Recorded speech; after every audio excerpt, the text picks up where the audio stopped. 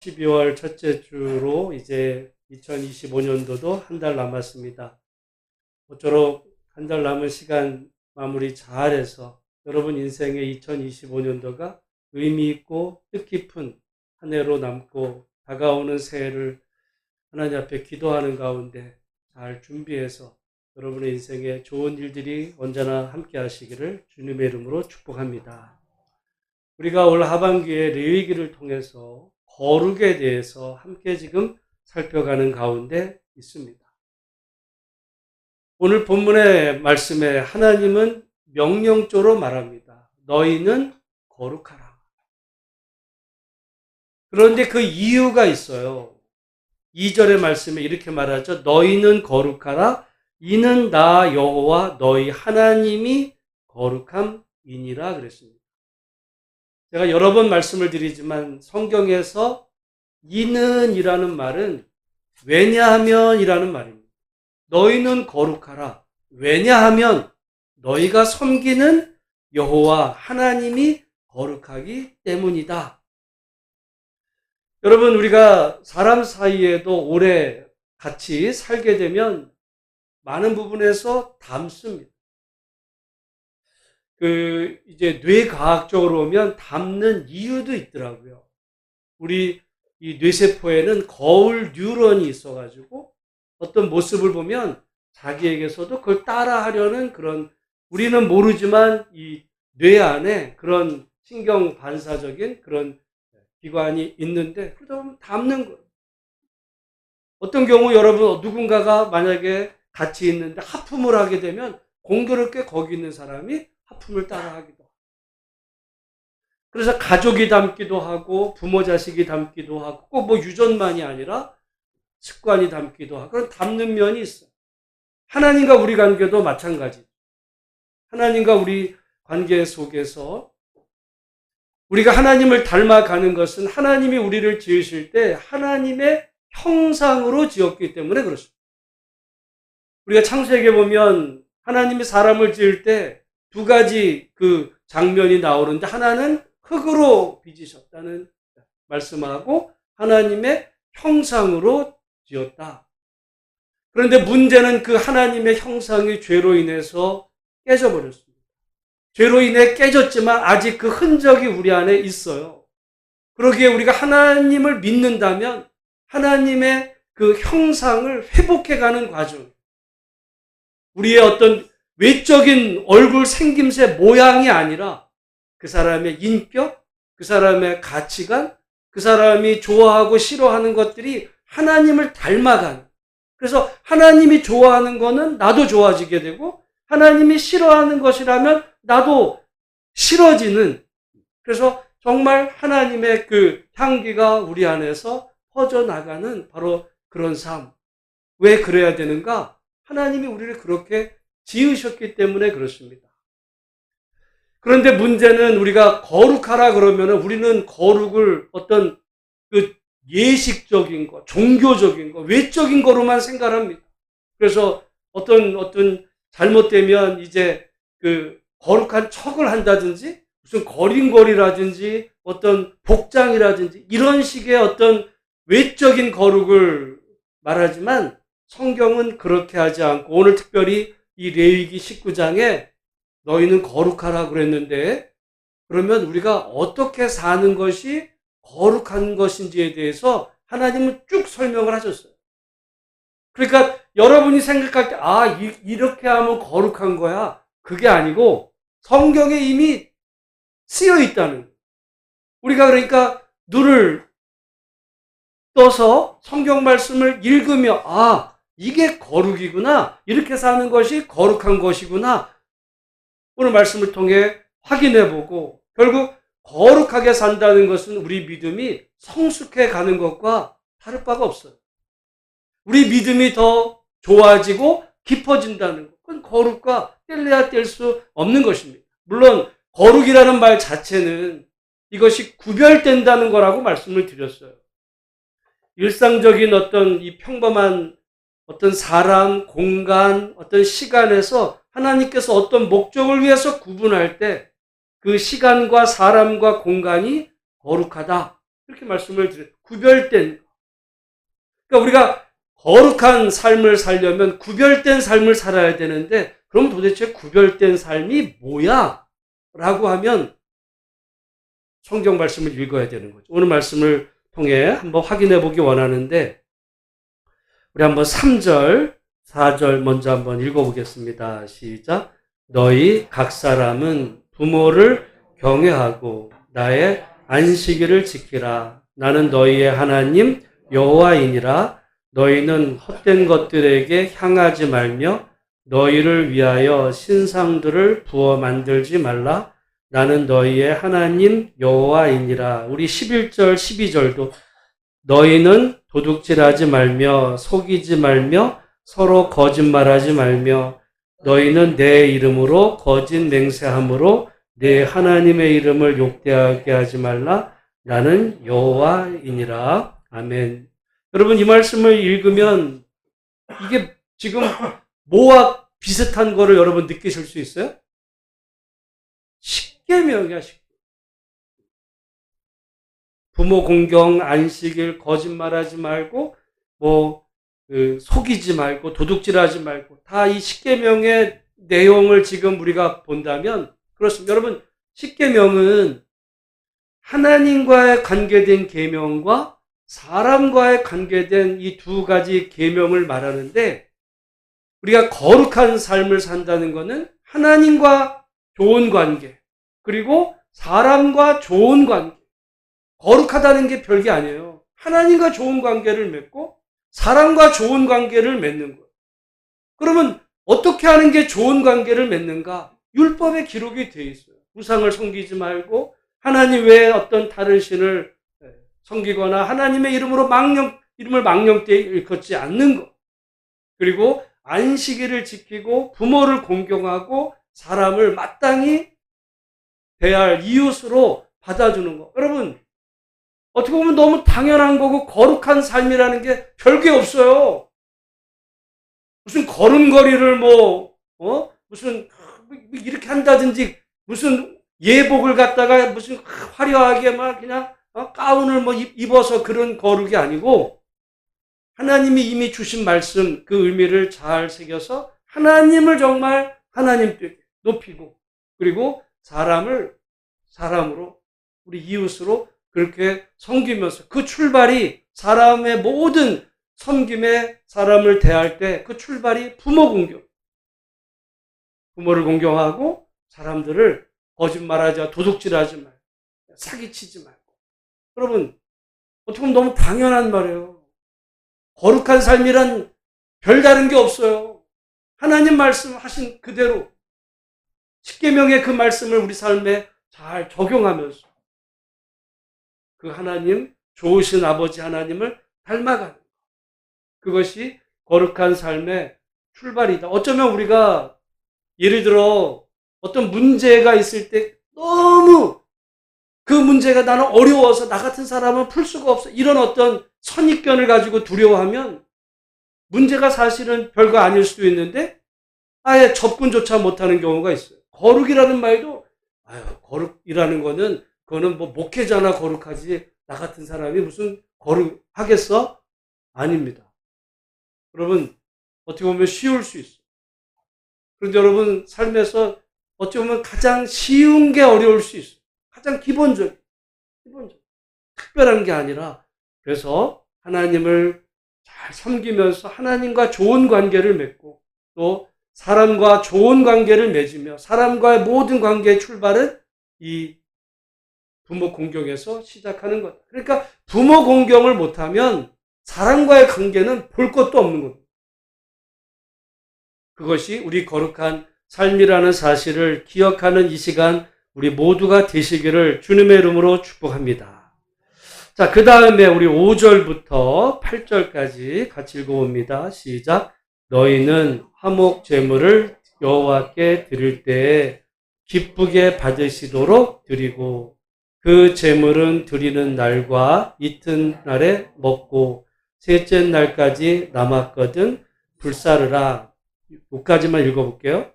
이게 지금 화목 제물에 대해서는 우리가 앞에서 5가지 제사를 말씀을 드렸어요. 사실 5가지 제사 중에 제일 중요하고 기본되는 제사는 번제입니다. 그런데 여기는 그 중에 화목제를 얘기했어요. 이게 의미가 있어요. 번제는 사실은 하나님과 우리 사이의 관계만을 이야기하지만 화목제의 이 강조점은 이웃과의 관계가 있어요. 이웃과.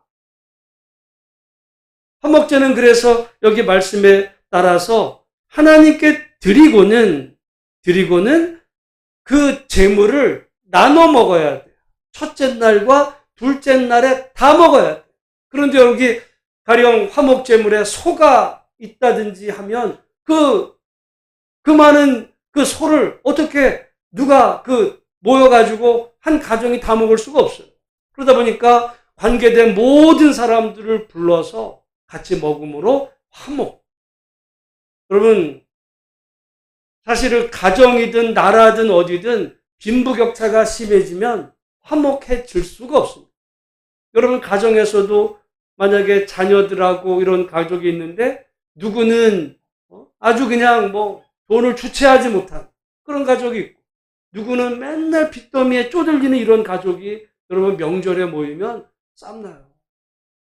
여러분, 나라도 마찬가지. 나라가 어떻게 보면 이 정치나 정부가 해야 되는 일 중에 하나가 빈부격차를 줄여가는 방향으로 노력하지 않으면, 이게 잘 사는 사람은 한없이 잘 살고 못 사는 사람은 그지같이 못 사는데, 못 사는 경우는 야 나라님도 가난은 구조 못해 이래가지고 그냥 못 사는 사람을 방치하면요, 이게 결국은 사회적인 대혼란이 벌어지기 때문에 정치가 할 일이 별게 없어요. 이 격차를 어떻게 하든지 줄여주는. 그래서 요즘 실업급여 같은 것도 나오지 않습니까?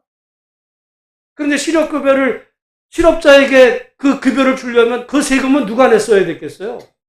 돈 많이 가진 어떤 그런 사람에서 내서. 근데 내는 사람은 다 싫거든요. 이 줄이는 거. 그럴 때 나라가 서로 약간의 빈부격차는 있어도 누구는 가난 때문에 정말 굶어 죽어가고, 누구는 돈을 주체하지 못한 이런 나라가 되거나 가정이 되면 반드시 문제가 생기고, 그랬을 때 성경에서는 화목제물을 강조합니다. 우리가 거룩하게 산다는 것은 하나님 앞에서 무슨 제사를 거룩하게 드리는 것만이 아니라 먹는 거를 같이 나누는, 먹는 것. 화목제는 그게 특징이에요. 고기를 함께 여러분, 오늘 우리야 고기를 쉽게 구할 수 있는 어떤 이런 환경에 살지만 2000년 역사 가운데 이런 적은 없어요. 2000년 역사 가운데 고기를 이렇게 쉽게 먹을 수 있는 이런 때도 없어요. 여러분, 우리나라가 지금 고기를 싸게 먹는 이유가 뭐예요? 미국산, 호주산 소고기를 수입해서 싸게 들어오는 거예요. 만약에 그게 아니라 우리나라 안에서 만약에 이 많은 사람들이 한우를 먹는다고 생각을 해보세요. 천정부지가 될 겁니다. 이런 시절이 없어요. 역사 속에서 사람이 고기를 먹는 거는 굉장히 드문 일이었는데, 그러니까 누군가가 하나님 앞에 화목제물을 드리는 날은 그야말로 그 이웃 모든 사람들에게는 잔치, 함께 나눔으로 같이 먹을 거를 나눌 때 화목한 그런 제사를 드리면서, 그것이 바로 하나님 앞에서 거룩한 삶이다. 어떻게 보면 5가지 제사 가운데 굳이 화목제물을 이야기한 것은 거룩한 삶이란 먹는 거를 혼자 먹지 않고 어려운 사람, 이웃 사람들과 같이 나누어 먹는 삶. 여러분, 사람은 다 이기적인 마음이 있어서 누군가에게 내 것을 나눠준다는 게 그렇게 쉬운 얘기는 아니에요. 내 먹을 거를 나눠줄 수 있다는 거, 그거는 보통 관계 아니면, 보통 어떤 축제 자리 아니면 그런 일이 쉽지 않죠. 그러나 바로 그것이 거룩한 삶이다. 여러분, 거룩한 삶을 특별하게 생각하지 마시고 내가 정말 이렇게 먹을 것이 누군가로 함께 나눌 수 있다면, 그게 대단하지 않을지라도, 만약에 요즘은 아파트 옆동 위아래 알지도 못하잖아요. 근데 혹시라도 내가 어떤 요리를 했다면, 음식을 만졌다면, 가령 우리 옆집에라도 가서 이렇게 같이 한번 드셔보라고 전해줄 수 있는 그 마음. 여러분, 그게 거룩한 삶의 모습이라는 거. 오늘 이 얘기는 제 얘기가 아니라 하나님의 말씀입니다. 거룩한 삶이 무슨 어떤 종교적인 것만이 아니라 먹을 걸 나누는 삶에서 거룩한 이 삶이 시작된다는 것을 기억하는 우리 모두가 되시기를 주의 이름으로 축복합니다. 그 다음 구절은 아예 한 단계를 더 나가요. 우리 9절, 10절 말씀 같이 한번 읽어봅니다. 시작. 너희가 너희의 땅에서 곡식을 거둘 때에 너는 밭 모퉁이까지 다 거두지 말고 내 떨어진 이삭도 줍지 말며 내 포도원의 열매를 다 따지 말며 내 포도원에 떨어진 열매도 줍지 말고 가난한 사람과 거류민을 위하여 뭐 하래요? 버려라. 남겨두라는 거죠. 남겨두라. 그거를 내가 수확을 못하기 때문에 남겨두는 게 아니라 아예 의도적으로 남겨두는 거예요. 왜 남겨둬요? 가난한 사람과 거류민을 위해서 그걸 남겨두라는 거예요. 요즘 가을에 보니까 지금 이제 겨울 되면 감들을 다 땄는데 어디 가보면 저기 높은 어떤 그 꼭대기에 있는 감들은 여러분 그거 남겨둔 거예요? 못 따는 거예요? 제가 볼 때 못 따는 거예요, 그거. 그거 어떻게 따? 그 저 꼭대기에 있는 감을. 그래 놓고서 우리는 저거 못 따는데 우리 마음속에 저거는 까치밥으로 내가 남겨둔 거야. 제가 볼 때는 그거 꼭대기에 그 감 따라갔다 떨어져서 다쳐요. 그 꼭대기에 있는 거. 그만큼 밑에 있는 건 또 다 따. 여러분 그거는 버려둔 게 아니고 못 따니까 그냥 그래도 나는 저 남겨둔 거 나는 저기 까치밥을 위해서 내가 남겨둔 거야. 자기를 위로하는 거겠죠. 근데 이거는 그게 아니야. 다 주술 수 있어요. 다 주술 수 있는 거를 못해서가 아니라 의도적으로 남겨둔. 누구 먹으라고? 가난한 사람. 거류민은요, 오늘날로 말하면 외국인 노동자입니다. 거의 노숙자에 해당하는 사람. 먹으라고. 남겨두는 게, 그게 거룩이래. 여러분, 거룩한 삶이 별게 아니에요. 그런데 우리가 성경에 이 얘기가 있어요. 룻기. 제가 그래서 어떻게 보면 저의 신학의 이렇게 결정적 터닝 포인트가 되는 그런 중요한 그런 말씀 중에 하나가 우리가 제가 맥주절에 하는 레위기 말씀, 이거 같은 말이거든요. 그리고 그 룻기의 말씀, 그 얘기잖아. 보아스와 이게 나오미와 룻이 고향 땅에 들어왔는데 이미 땅을 다 팔고 갔기 때문에 먹을 게 없어서 그야말로 굶어 죽어야 되는 상황에 처했던 이 나오미와 룻을 위해서 누군가가 밀 이삭을 줍는 거를 허락을 했어요. 버려둔 거야. 그 사람이 누구라는 거예요? 보아스야. 믿음의 사람, 율법을 지킨 거야. 바로 그 사람의 후손으로 다윗이 오고 예수님이 오게 되는, 여러분 우리 같으면은 못 따서가 아니라 남겨두라 할 때 그게 쉬운 얘기겠어요? 그래서 우리가 복음서에 보면 예수님이 비유로 말씀하세요. 어떤 한 부자가 있었는데 그의 소출이 많아가지고 싹싹 긁어모은 거예요. 그래가지고 창고에 가득 찾아보니까 이게 창고가 부족해. 그래서 창고를 새로 헐고 새로 줘가지고 큰 창고에다 가득 싸고 내 영혼아 이제 창고가 꽉 찼으니 내가 영원토록 평생토록 이 싼 거 먹고 즐기며 살자꾸나. 우리 같으면 똑똑한 사람이죠. 사업수완이 있는 거야. 알뜰한 사람이야. 근데 성경에 예수님 뭐라 그래? 이 어리석은 사람. 뭐라 그래? 이 바보야. 어리석은 바보라 그래. 이 얘기거든요. 물론 하나님 안 믿는 사람이라면 뭐 그럴 수 있어. 그런데 성경의 예수님의 그 비유 속에 만약에 밭의 모퉁이를 남겨뒀다면 그렇게 창고를 새로 절 만큼 넘쳐날 리가 없는 거죠. 제가 얼마 전에 이렇게 우연히 들었던, 여러분 기부왕이 있습니다. 우리나라에 기부왕. 연예인 중에 김장훈이라고 있어요. 김장훈. 이 사람은 기부 천사야. 나는 깜짝 놀랐어요. 이 사람은 돈이 있을 때마다 다 남한테 기부해. 그래가지고 얼마 전에 그 사람이 돈이 없다고, 그래서 이 사람, 김장훈이 망했느니, 거지됐다, 이런 소문도 많았다는 거예요. 근데, 기부한 게 몇백억인데, 근데 나는 얼마 전에 이 사람이 어디 나와서 하는 말이, 돈이 왜 필요하냐고. 만약에 돈이 필요하면 콘서트 하면 돼. 근데 그거 가지고 무슨 아파트 재놓고, 어디다가 쌓아놓고, 그런 거 걱정 안 해. 어차피, 나는 떠나면 되는데. 근데 알고 보니까, 김장훈 엄마가 목사님이더라고요. 그 정신이 어디서 나왔는지 모르지만 쉽지 않죠. 어떻게 보면 나보다 일반 어떻게 보면 성직자들보다 나아요. 바로 그 마음이거든요. 오늘 여기 본문의 말씀에 그 곡식을 거둘 때 모퉁이까지 다 거두지 마. 다 거두지 마. 남겨둬.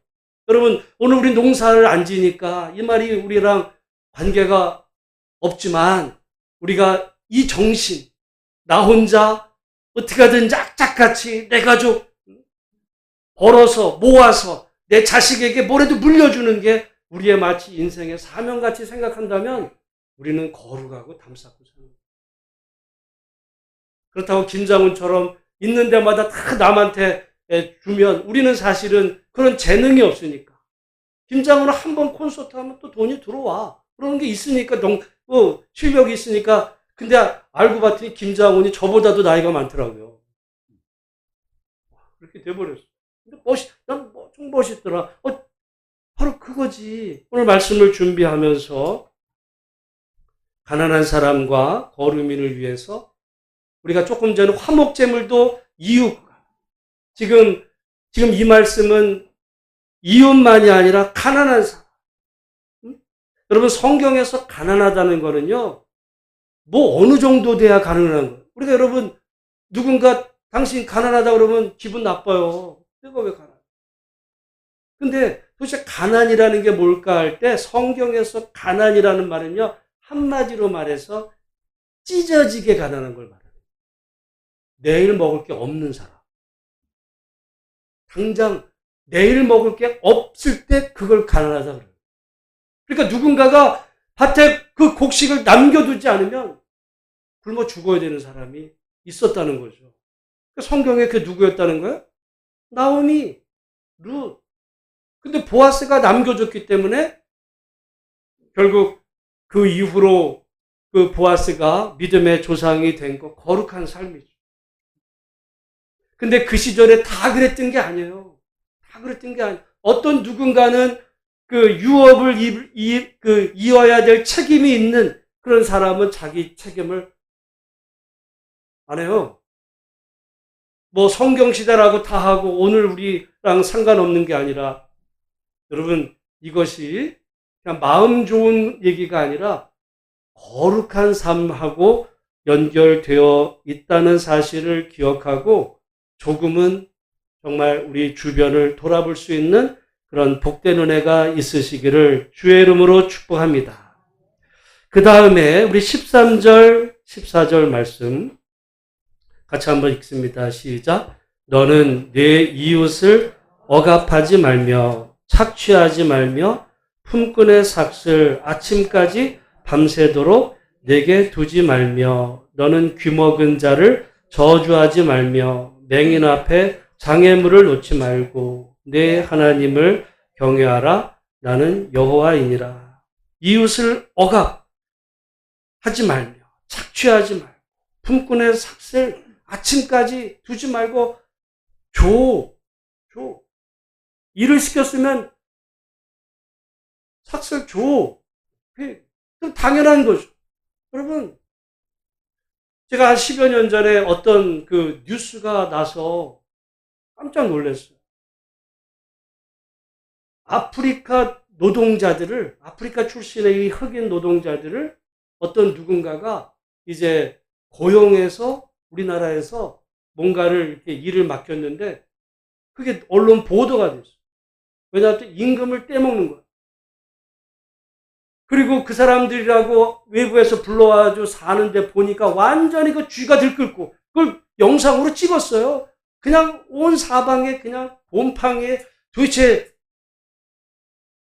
저게 돼지우리야? 이런 데다 사람을 해놓고서 돈 떼먹고 막 이런 게 문제가 됐어요. 근데 그 사람이 누구냐? 그 사람이 누구냐? 하버드 박사 출신이에요. 4선 국회의원이야. 아버지도 3대인가 했어요. 그러니까 아버지 때부터 자기가 7대를 국회의원한 하버드대 박사의 학원에 말하자면 이 교육자 집안이야. 게다가 교회 장로네. 어떻게 보면 세상에서 남들이 부러워할 만한 거 다 가졌어요. 공부도 많이 했지. 그야말로 학원 재벌이야. 정치계 완전히 그 나중에 국가조찬기도회 회장했어요.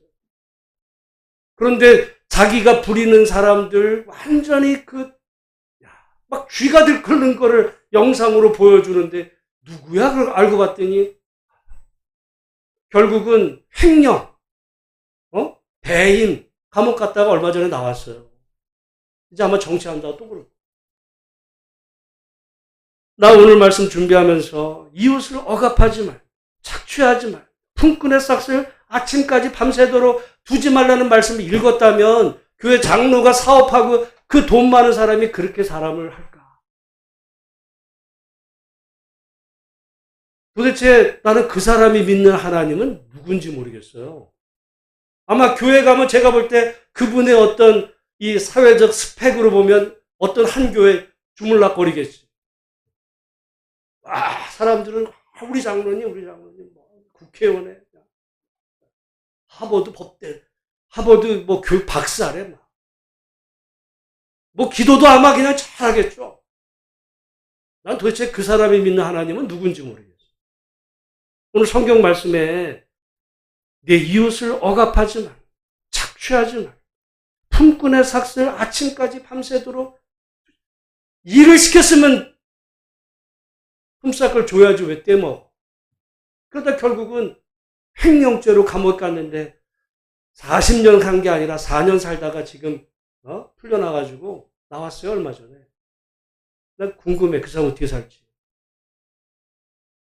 여러분 모쪼록 우리가 거룩하다는 게 별거 아니에요.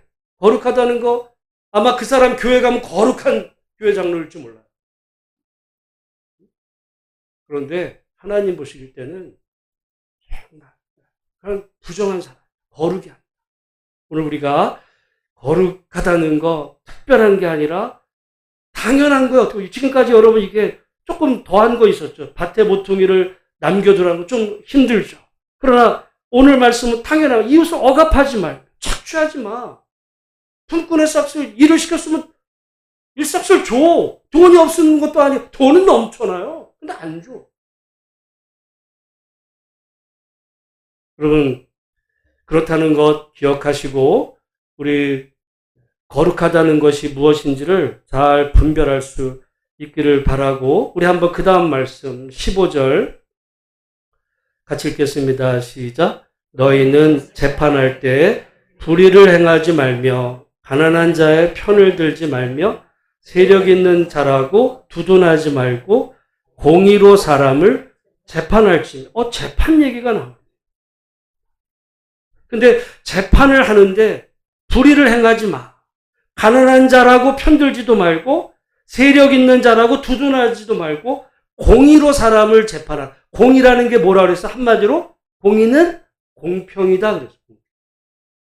항상 공의에 따라붙는 말은 정의입니다. 정의는 약자에 대한 배려예요.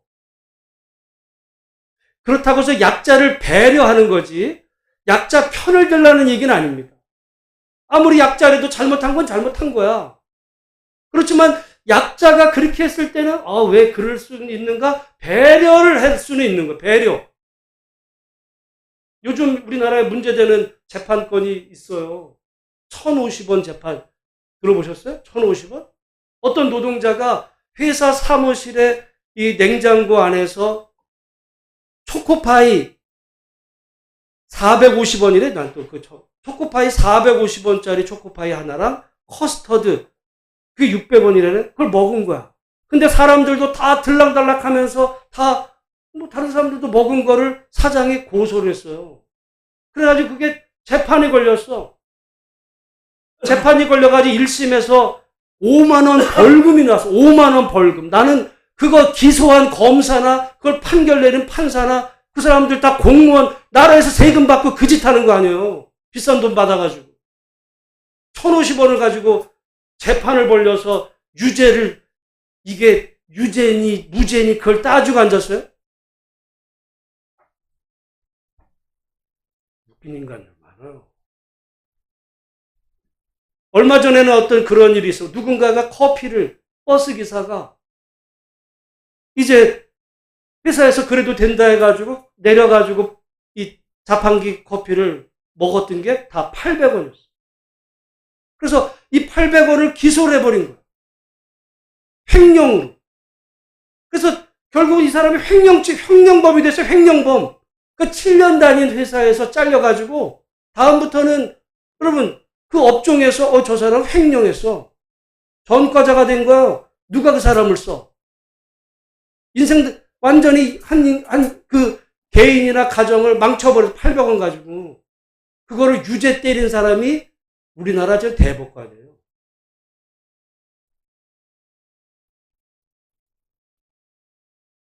정신 나간 일이, 여러분 여기 재판할 때 그럼 불이야. 그게 횡령이에요? 여러분 한번 제가 물어볼게요. 어떤 40대 중년 이 사업가가 14살짜리 여학생을 성폭행해서 임신을 시켰어요. 결국 무죄가 됐어요.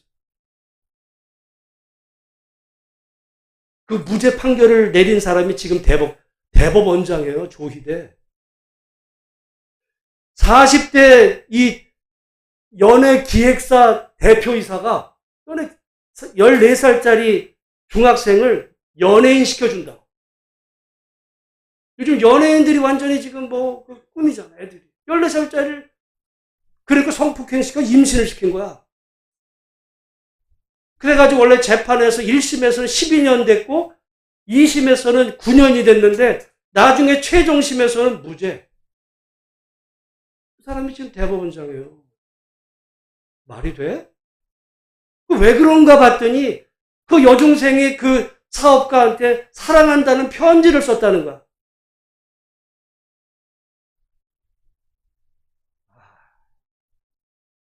지 손녀 같으면 그게 무죄예요, 그게. 그래서 불이야. 우리가 살아가는 세상에 제가 늘 얘기하지만 1,000원 떼먹으면 무죄, 유죄. 1,000억을 이게 사고 치면 무죄. 그 무전 유죄, 유전 무죄. 여러분 옛날에 그 지존파 얘기가 아직도 우리 현실에서 버젓이 벌어져요. 내가 당하지 않아서 그렇지. 재판할 때 불의를 행하는 거예요. 불의를. 가난한 자라고 편들지 말아야 되지만 그 다음에 세력 있는 자라고 두둔하지 말라는. 세력 있는 자를 두둔하는 거야. 돈 있는 사람. 돈 있으면 그 정도 할 수 있지. 그런 나라는 망해요. 거룩하지도 않은 거야. 여기에 그 말이 아니라 그리고 나라를 위해서 기도할 때 그러니까 우리가 거룩한 삶이란 여러분 이거 특별한 게 당연한 거예요. 좀 당연한 거. 우리나라에 사법부 문제 많습니다. 그런 사람들이 누굴 지금 재판하고 하는 거예요. 이 얘기가 또 나와요. 우리 35절, 36절. 같이 한번 읽어보겠습니다. 시작. 너희는 재판할 때나 길이나 무게나 양을 잴 때 불의를 행하지 말고 공평한 저울과 공평한 추와 공평한 에바와 공평한 신을 사용하라. 나는 너희를 인도하여 애굽 땅에서 나오게 한 너희의 하나님 여호와이니라. 재판도 불의하게 하지 마. 여러분 우리가 구약의 율법을 읽어가면요. 재판 얘기가 얼마나 많이 나오는지를 몰라요. 여러분 사실 어떤 이 재판을 받는 사람 입장에서 재판장은 거의 신이에요. 이 사람이 유죄, 무죄 땅땅 때리느냐에 따라서 한 사람의 운명이 바뀌거든요. 재판장은 신이야. 그런 어떤 그게 있기 때문에 유럽 같은 나라에서는요. 이 재판장도 잘못 재판하면 처벌받아. 근데 우리는 법과 양심에 따라 한다는데 양심에 화인 맞을 수 있어요.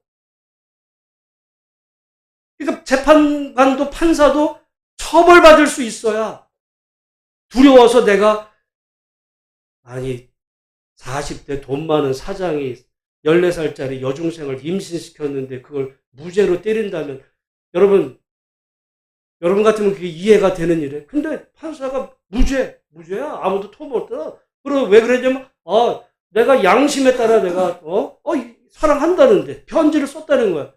편지를 썼겠어. 뭐가 뒤에 야로가 있었겠지. 여러분 재판을 할 때 공평하게 하고 불의를 행하지 마. 무슨 얘기예요? 재판에 불의가 많을 수 있다는. 게다가 여기 말씀을 보면 재판뿐만이 아니라 길이나 무게나 양을 잴 때 불의를 행하지 말고 공평한 저울과 공평한 추와 공평한 에바와 공평한 흰을 사용하라. 여러분 장사할 때 수치를 속이지 말라는 수치를 속이지. 요즘 젊은 사람들 사이에서 울릉도 여행 가지 말자는 게 거의 유행처럼 번졌어요. 이유가 있어요.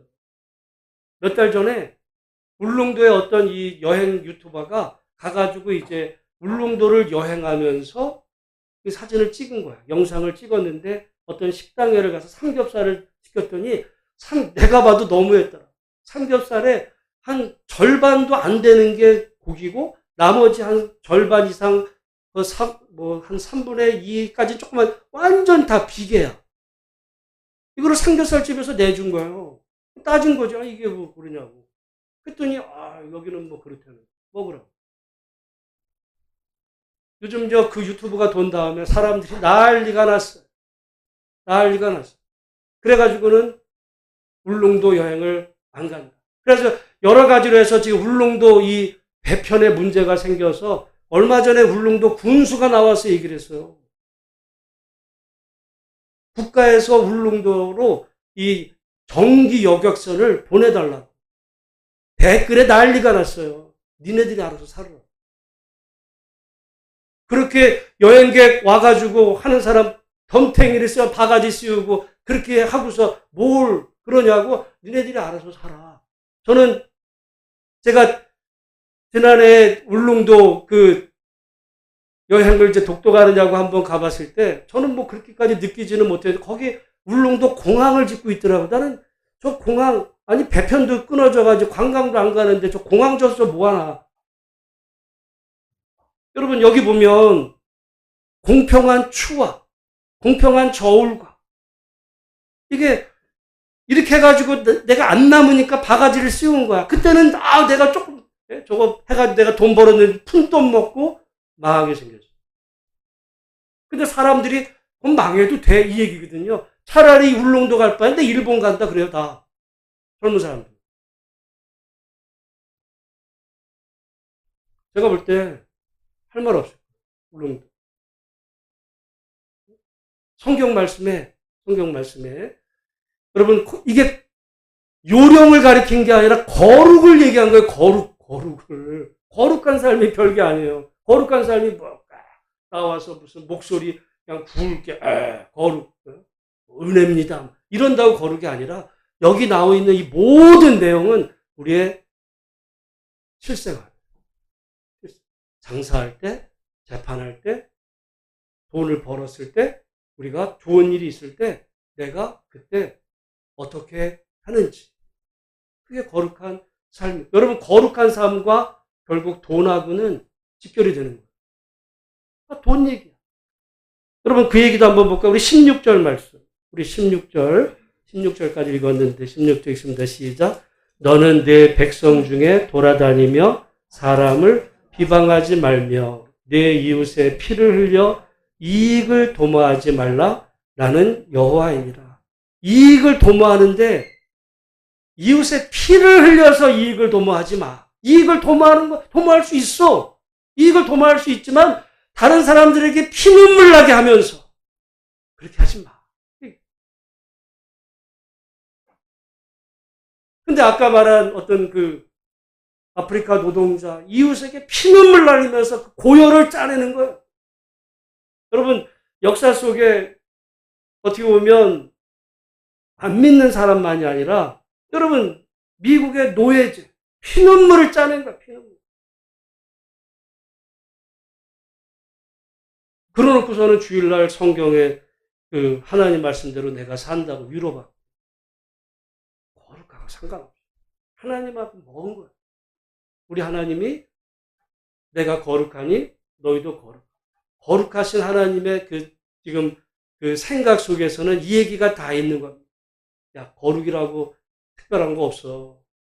하나님 내가 준 말씀대로 살고 부모부터 잘 공경하고 이웃 사기치지 마. 사람들과 좋은 관계 맺고 네가 조금 여유가 있으면 어려운 사람 위해서 남겨도 둬.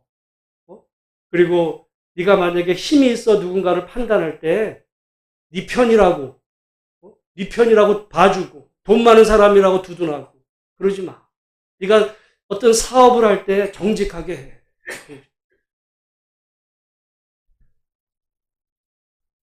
다 돈 얘기입니다.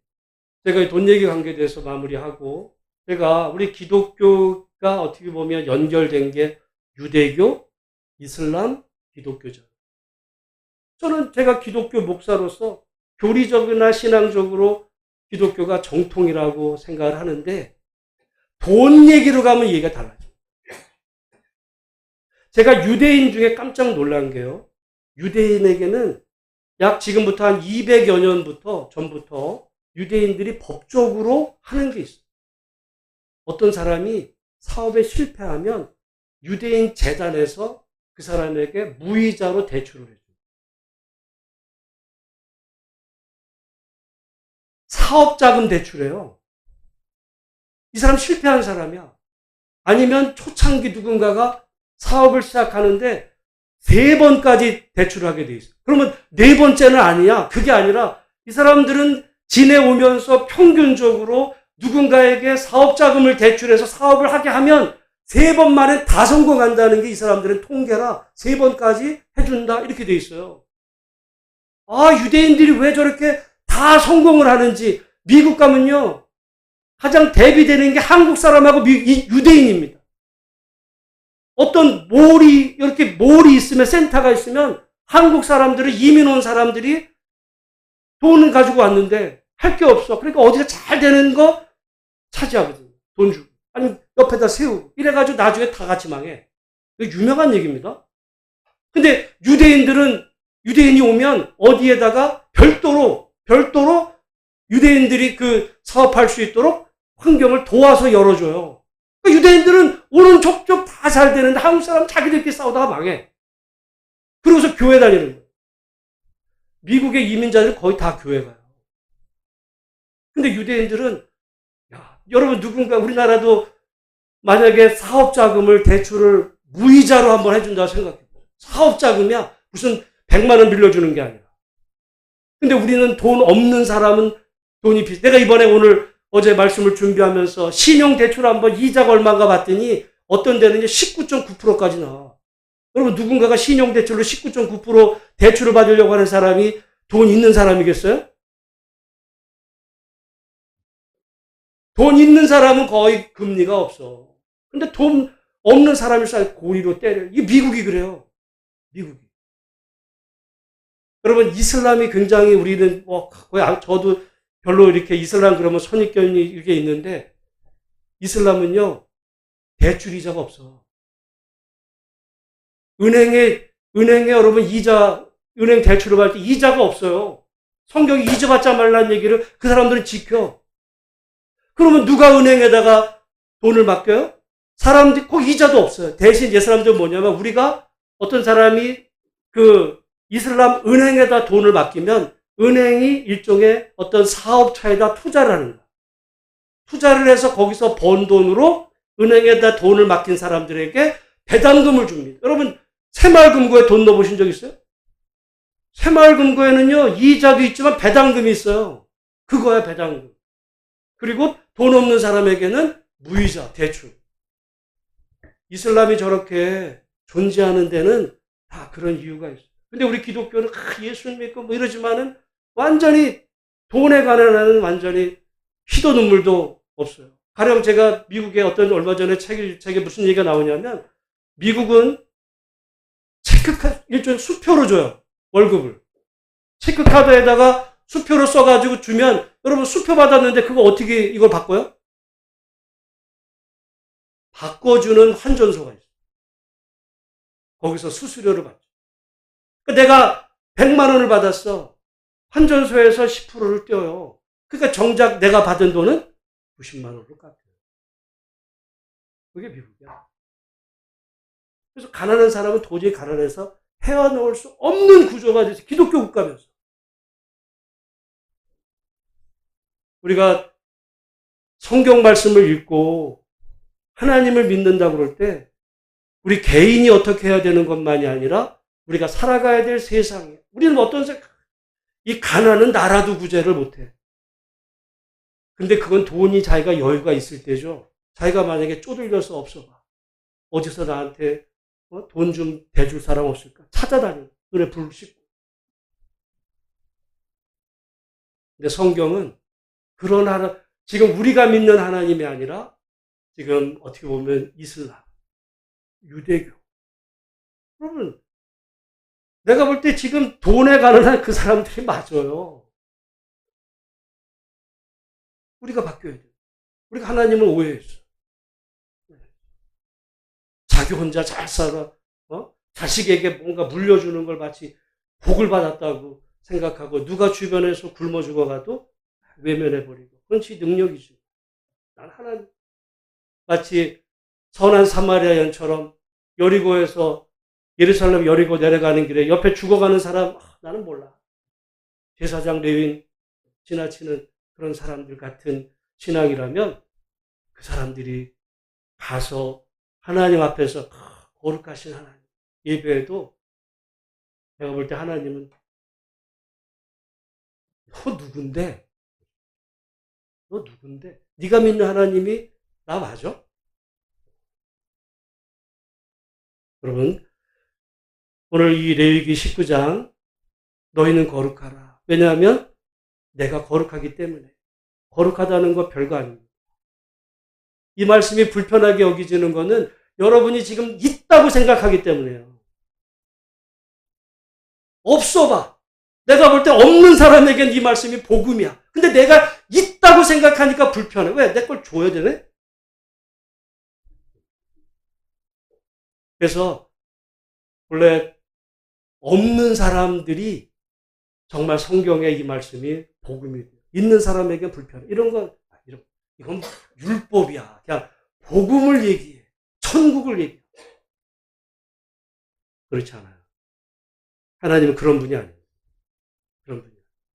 모쪼록 우리 거룩하신 하나님이 어떤 생각을 갖고 계신지 우리가 바로 알고 우리가 하나님의 백성으로 그런 사람이 되어야 그게 하나님을 닮아가는 거예요.